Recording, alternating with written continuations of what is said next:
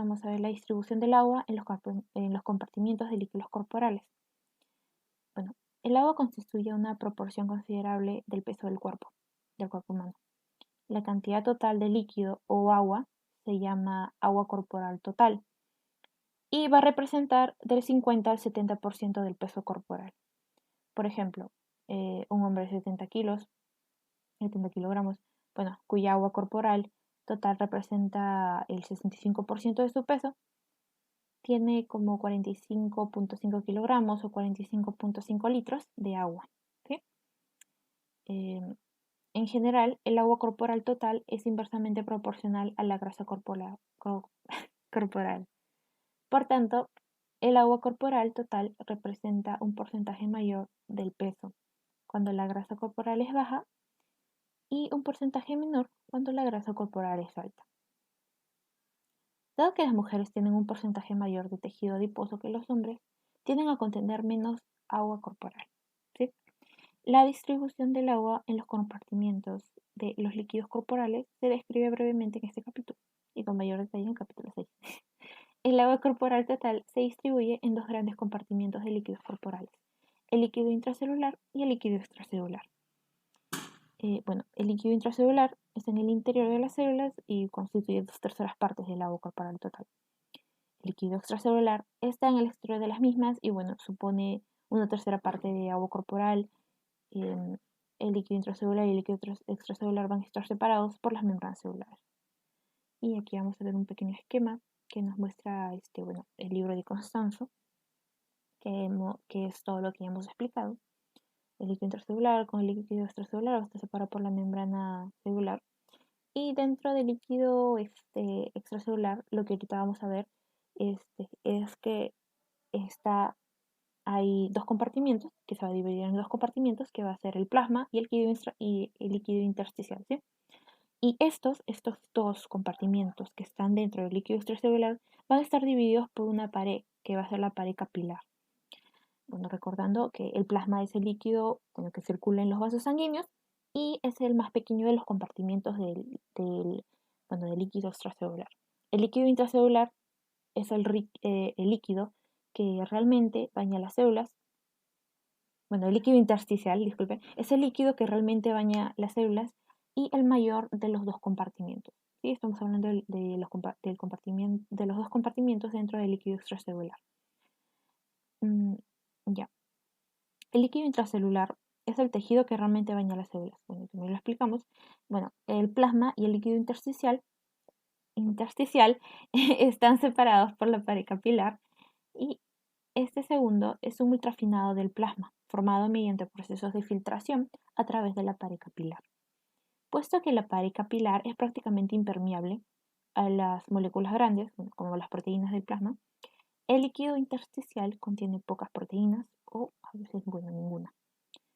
Y en el capítulo 6 se va a presentar un método para calcular el volumen de los compartimientos de líquidos corporales. Ahora hablando de la composición de los compartimientos de líquidos corporales. La composición de los líquidos corporales no es uniforme. El líquido intracelular y el líquido extracelular tienen concentraciones muy diferentes de diversos solutos. También existen algunas diferencias predecibles en las concentraciones de solutos entre el plasma y el líquido intersticial, que son consecuencia de la exclusión de proteínas del líquido intersticial. Unidades para medir las concentraciones de solutos. Habitualmente las cantidades de solutos se expresan en moles, equivalentes u osmoles. Asimismo, las concentraciones de solutos se expresan en moles por litro. O sea, mol por litro. Mol por litro. ¿Cómo esto? Mol / litro. Mol por litro. Se lee así. Equivalente por litro. EQ litro. L. U osmoles por litro, se va a representar por la unidad de OSM, osm, /L. En las soluciones biológicas, las concentraciones de solutos suelen ser bastante bajas y se expresan en milimoles por litro. La unidad va a ser, mili, que es M, mol, milimoles, mol y slash litro. Mil equivalentes por litro, que va a ser M, la E y la K, slash L. O milismoles por litro, que va a estar representado por M o SM slash L. Y bueno, M, bueno, mili, y OSM, que va a ser los 10 moles, y bueno, por litro, que va a ser la L, slash L.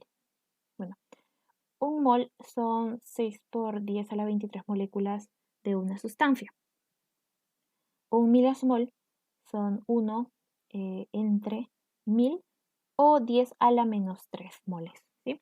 Una concentración de glucosa de un milimol por litro tiene 1 por 10 a la menos 3 moles de glucosa en un litro de solución.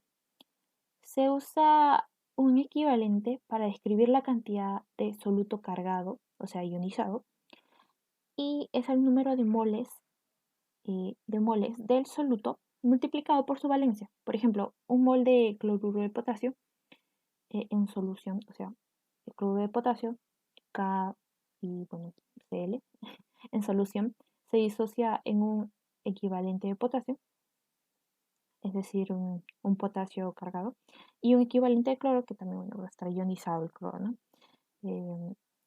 Asimismo, un mol de cloruro cálcico, que va a estar representado por K y dos moléculas de cloro, en solución se disocia en dos equivalentes de calcio y dos equivalentes de cloro. Bueno, por consiguiente, una concentración de calcio de 1 milimol por litro equivale a 2000 equivalentes por litro. Un osmol en el número de partículas en las que se disocia un soluto en solución. Ese es un osmol. ¿Qué es un osmol? Otra vez, un osmol es el número de partículas en la que se disocia un soluto en solución. La osmolaridad es la concentración de partículas en solución expresadas en osmoles por litro. Si un soluto no se disocia en solución, por ejemplo glucosa, entonces su osmolaridad es igual a la molaridad.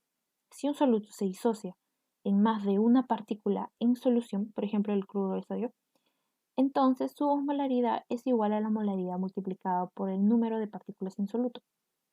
¿Sí? Es una fórmula. Bueno, hablando ya del pH, que vamos a ver que el pH va a ser igual a, bueno, menos logaritmo de los hidrogeniones, ¿sí? La concentración de hidrogeniones que hay en los líquidos corporales. Debido a que la concentración es muy baja, se va a expresar en un término logarítmico, ¿no? Del pH.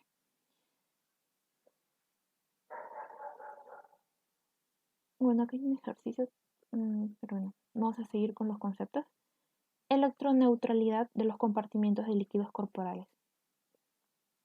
Bueno, cada compartimiento de líquidos corporales debe obedecer un principio de electroneutralidad macroscópica. Principio de electroneutralidad macroscópica. Es decir, cada compartimiento debe tener la misma concentración en 1000 equivalentes por litro de cargas positivas, o sea, cationes, y de cargas negativas, es decir, aniones. No puede haber más cationes que aniones y viceversa. Incluso cuando existe una diferencia de potencial a través de la membrana celular, el equilibrio de las cargas aún se mantiene en soluciones globales, o sea, macroscópicas. Debido a que las diferencias de potenciales se crean por la separación de solo unas pocas cargas adyacentes a la membrana, esa pequeña separación de cargas no es suficiente para cambiar perceptiblemente las concentraciones globales.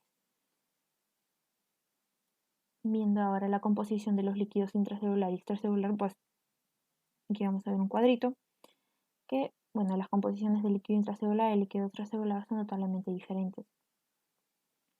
En esta tabla o en este cuadrito, no lo vamos a ver, que el principal catión del líquido extracelular es el sodio y los aniones de equilibrio, o sea, los aniones, van a ser el cloro y el bicarbonato. Y los principales cationes del líquido intracelular va a ser el potasio y el magnesio.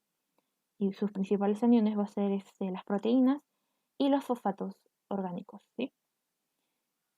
Otras diferencias significativas de composición afectan al calcio y al pH. Habitualmente el líquido intracelular tiene una concentración muy baja de calcio ionizado mientras que la concentración de calcio en el líquido extracelular va a ser mayor, bueno, de aproximadamente 4 órdenes de magnitud.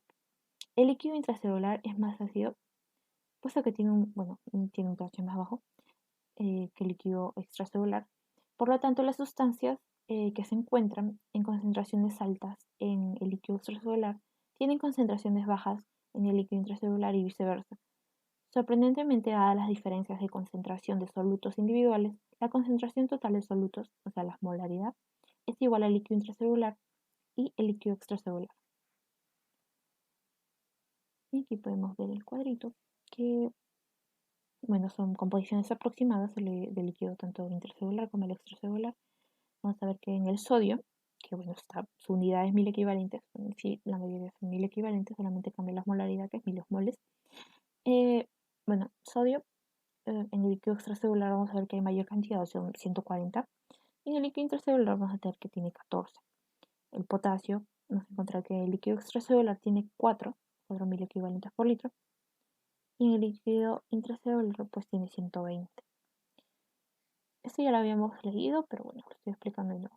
En el calcio, bueno, ionizado, en el líquido extracelular va a tener 2,5 y en el líquido intracelular pues va a tener 10 a la menos 4. El cloro va a haber en el líquido extracelular un total de 105 y en el líquido intracelular 10. El bicarbonato vamos a tener que en el líquido extracelular va a tener 24 y en el líquido intracelular 10. El pH, el líquido extracelular vamos a ver de 7,4, o sea que va a ser más básico. Y el líquido intracelular va a ser más ácido porque tiene 7,1. ¿Sí? Eso ya lo habíamos leído. Y la molaridad, que bueno, el único que cambia porque los demás son 1000 equivalentes, excepto por el pH, la molaridad va a ser de miliosmoles por litro, o sea, su unidad. Y en el líquido intracelular vamos a tener de 290, igual que en el líquido extracelular que va a ser de 290. ¿Sí? Bueno, esta equivalencia se consigue porque el agua fluye libremente a través de las membranas celulares. Cualquier diferencia transitoria de la molaridad que haya entre el líquido intracelular y el líquido extracelular se disipa rápidamente por el movimiento del agua hacia el interior o el exterior de la célula para restablecer la equivalencia, ¿sí? Hablando de la molaridad. Por eso es que son iguales, 290 o 190. Bueno, es una aproximación también. Ahora vamos a ver creación de diferencias de concentración a través de las membranas celulares. Las diferencias en la concentración de solutos a través de las membranas celulares se crean y se mantienen mediante mecanismos de transporte con gasto de energía en las membranas celulares. El más conocido de estos mecanismos de transporte es, es la bomba de sodio-potasio eh, o sodio-potasio ATPase, que transporta sodio del líquido intracelular al líquido extracelular y simultáneamente transporta potasio del líquido extracelular al líquido intracelular. Em, tanto el sodio como el potasio se transporta contra sus gradientes electroquímicos respectivos, por tanto es que se va a necesitar una fuente de energía. Este va a ser la trifosfato de adenosina, que va a ser el ATP. Eh, bueno, esta bomba, que es el sodio potasio, se encarga de crear los grandes gradientes de concentración de sodio y potasio, que se producen a través de las membranas celulares, es decir, la baja concentración intracelular de sodio y la alta concentración intracelular de potasio. De forma parecida, la concentración intracelular de calcio se mantiene a un nivel mucho más bajo que la concentración extracelular de calcio. Esta diferencia de concentración se establece en parte por por un calcio ATPase de la membrana celular que bombea calcio en contra de su gradiente electroquímico, igual que vimos en el sodio potasio ATPase. La calcio ATPase utiliza ATP como fuente de energía directa. Además de los transportadores que utiliza directamente ATP, otros transportadores establecen diferencias de concentración a través de la membrana celular, utilizando el gradiente de concentración transmembrana de sodio, establecido por el sodio-potasio ATPase como fuente de energía. Esos transportadores crean gradientes de concentración para glucosa, aminoácidos, calcio e hidrogeniones, sin la utilización directa de ATP. Está claro que las membranas celulares disponen de la maquinaria para crear grandes gradientes de concentración. Sin embargo, si las membranas celulares fueran libremente permeables a todos los solutos, estos gradientes se disiparían rápidamente. Por lo tanto, es muy importante que las membranas celulares no sean libremente permeables a a todas las sustancias, sino que más bien tengan permeabilidad selectiva que mantengan los gradientes de concentración establecidos por los procesos de transporte con consumo de energía.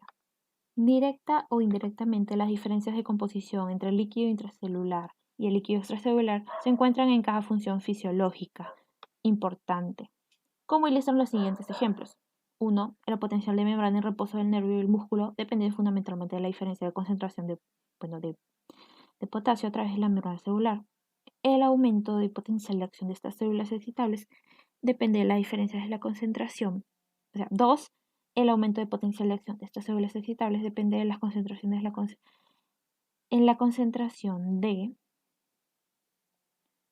sodio a través de la membrana celular.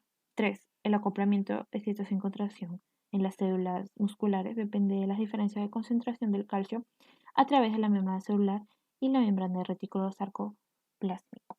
Y 4. La absorción de nutrientes esenciales depende del gradiente de concentración transmembrana de sodio. Por ejemplo, absorción de glucosa en el intestino delgado o absorción de glucosa en el tubo renal proximal. ¿Sí? Diferencias de concentración entre plasma y líquido intersticial. Entrando ya a este capítulo, bueno, a esta parte. Como se ha explicado antes, el líquido extracelular consta de dos subcompartimientos, el líquido intersticial y el plasma. La diferencia más importante en la composición de estos dos compartimientos es la presencia de proteínas, por ejemplo la albúmina, ¿no? Ejemplo de proteínas, en el compartimiento del plasma.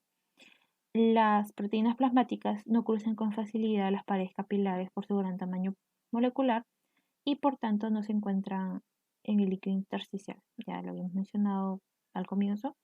La exclusión de proteínas del líquido intersticial tiene consecuencias secundarias. Las proteínas plasmáticas están cargadas negativamente y esta carga negativa va a provocar una redistribución de pequeños cationes y aniones que penetran a través de la pared capilar, llamado equilibrio de Gibbs-Dunham. La redistribución puede explicarse de la siguiente forma. El compartimento plasmático contiene las proteínas no permeantes de carga negativa. Para cumplir los requisitos de electroneutralidad, el compartimiento plasmático debe tener una concentración ligeramente inferior de aniones pequeños y ligeramente superior de cationes pequeños que el líquido intersticial. La pequeña diferencia de concentración de los iones que pueden atravesar la membrana se expresa en el cociente de Gibbs-Dunham, que proporciona la concentración en plasma frente al líquido intersticial para los cationes y el líquido intersticial frente al plasma para los cationes.